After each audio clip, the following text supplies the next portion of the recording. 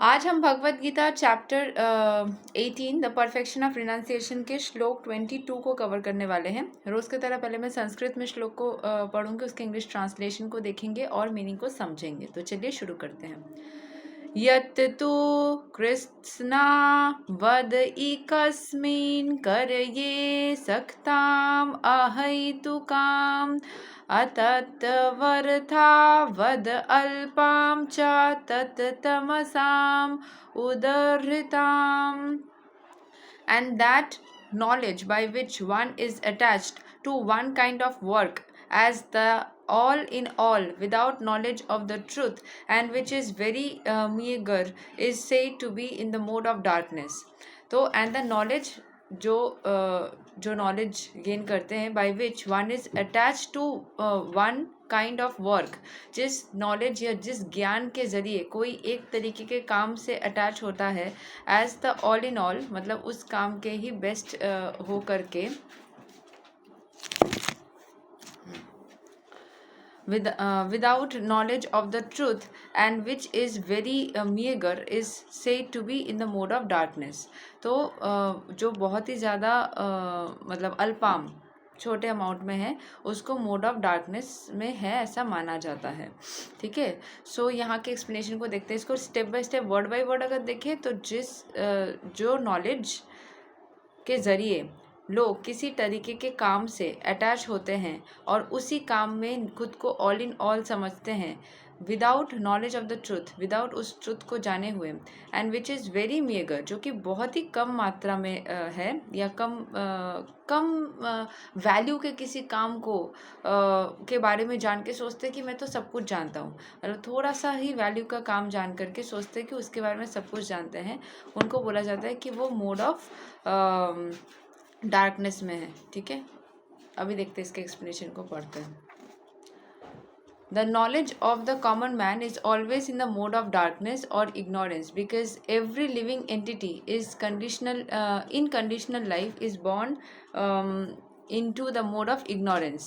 One who does not develop knowledge through the authorities or scriptural injunctions has knowledge that is limited to the body. He is not concerned about acting in terms of the directions of scripture. For him God is money, and knowledge means the satisfaction of bodily demands. Such knowledge has no connection with the absolute truth. मतलब ज्ञान को common man ने एक मतलब common man के लिए जो ज्ञान है वो हमेशा ही डार्कनेस और इग्नोरेंस के मोड में हो जाता है। क्योंकि बिकॉज एवरी लिविंग एंटिटी, हर एक लिविंग एंटिटी कंडीशनल लाइफ में is born into the mode of ignorance. हर कोई जब जन्म लेता है तो खुद को मोड ऑफ इग्नोरेंस में ही जन्म लेता है। One who does not develop, जो डेवलप नहीं करता नॉलेज थ्रू द ऑथोरिटीज़ और स्क्रिप्चरल इंजंक्शंस, जो खुद के अंदर नॉलेज को डेवलप नहीं करता है पढ़ के ये सारे स्क्रिप्चरल इंजंक्शंस या सारी चीज़ों से, has knowledge that is limited to the body. उसके पास ऐसा नॉलेज है जो कि उसके बॉडी तक ही लिमिट रहेगी।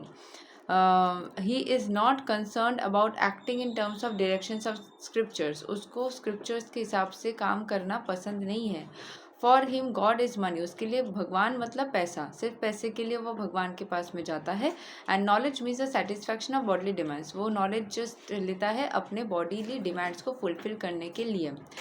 सच knowledge has no connection with the absolute truth, उसको दुनिया भर की नॉलेज नहीं चाहिए, बस अपने स्वार्थ के लिए जितना नॉलेज ज़रूरत है उतना नॉलेज चाहिए। अपने मनी के लिए जितना ज़्यादा, मतलब भगवान के पास वो तभी जाएगा जब उसको मनी की ज़रूरत होगी। It is more or less like the knowledge of the ordinary animals, the knowledge of eating, sleeping, defending, and mating. Such knowledge is described here as the product of the mode of darkness. In other words, knowledge concerning the spirit soul beyond the body is called knowledge in the mode of goodness. Knowledge producing many theories and doctrines by dint of mundane logic and mental speculation is the product of the mode of passion. And knowledge concerned only with keeping the body comfortable is said to be in the mode of ignorance. तो यहाँ पे जैसे knowledge उनको चाहिए होता है, it is more और less like the knowledge of the ordinary animals, जैसे कि जो एनिमल्स को या फिर जो जानवरों को पता है वैसा ही नॉलेज हो जाता है। ठीक है, In other words, knowledge concerning the spirit soul beyond the body is called knowledge in the mode of goodness. जो spirit soul से भी ऊपर चला जाता है, knowledge concerning the spirit soul, जो spirit soul को concern करता है, spirit soul के को अंदर से जगाता है, जो spirit soul को अच्छा feel करवाता है, ठीक है. Beyond the body is called knowledge in the mode of goodness. Knowledge producing many theories and doctrines by dint of mundane knowledge and mental speculation is the product of the mode of passion. And जो जिसमें हम बहुत ज़्यादा, जिस knowledge में बहुत सारे theories निकलती है, doctrines निकलता है, बहुत सारे ज़रूरत नहीं है वैसे लॉजिक निकलता है, बहुत ज़्यादा मेंटल स्पेकुलेशन होता है, वो मोड ऑफ पैशन में वो नॉलेज होता है. And knowledge concern only with keeping the body comfortably set the mode of ignorance. जब आप सिर्फ अपने लिए लेते हो, नॉलेज लेते हो ताकि आप अपने आप को खुश रख सको, सिर्फ अपने बारे में अपनी खुशी के लिए करते हो, उसको बोला जाता है knowledge in the mode of ignorance. जब आप बहुत ज़्यादा उसमें थ्योरीज लगाते हो, जो साइंटिस्ट करते हैं, ये वो निकालने की कोशिश करते हो, उसको बोला जाता है knowledge in the mode of passion. And इसके अलावा जैसे होता है कि आप जब भी किसी भी चीज़ में मतलब बस अपने स्पिरिट सोल को ईश्वर तक पहुंचा देते हो, स्पिरिट सोल को और ज़्यादा नॉलेज से भरने के लिए, ज्ञान से भरने की कोशिश करते हो, सारी चीज़ों के बारे में सही से जानने की कोशिश करते हो, उसको knowledge in the mode of goodness कहा जाता है. तो कोशिश करना है, हमें ज्ञान लेना है अपने सिर्फ फ़ायदे के लिए नहीं, या सिर्फ उसके बारे में बहुत ज़्यादा कुछ एक्टिविटीज़ करें उसलिए नहीं. हमें नॉलेज लेना है ताकि हम अंदर से ना हैप्पी फील कर सके, अंदर से वो सुकून फील कर सके. एंड सिर्फ अपने सुकून नहीं, अपने सोल को, स्पिरिट सोल को उस लेवल तक पहुंचा सके. देखो, सिर्फ अपनी खुशी के लिए, अपने बॉडी के कंफर्टेबल के लिए करोगे तो वो गलत है.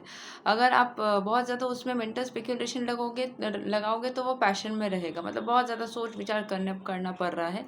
और स्पिरिट सोल जब यहाँ पे जैसे है ना, knowledge concerning the spirit soul beyond this body, इस बॉडी से भी ऊपर चला जाता है, is in the knowledge of goodness. जहाँ पे आप स्पिरिट सोल को इतना ज्ञानी कर दो कि आपका शरीर से निकलने के बाद दोबारा जब अगर वो जन्म लेता है तो उसको वो ज्ञान की प्राप्ति हो, उस ज्ञान से वो अपना उद्धार, अपने लोगों का उद्धार कर सके, ऐसे लेना है. थोड़ा सा ये वाला टॉपिक थोड़ा सा डिफिकल्ट लग सकता है, बट यस, यही तक है श्लोक number 22 of Bhagavad Gita chapter 18. Hare Krishna.